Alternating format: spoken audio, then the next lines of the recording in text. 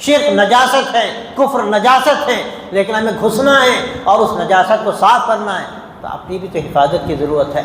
अब खुदा न खास्ता हम घुसकर उसी नजासत में लग गए और हमने नजासत कबूल कर ली, होली खेलने लगे, दिवाली मनाने लगे, मूर्तियों के सामने जाने लगे, हाथ जोड़ के खड़े होने लगे, मूर्तियाँ साफ़ करने लगे और उनके मजहबी कामों में शरीक होने लगे, उनका मजहबी कामों में ताउन करने लगे।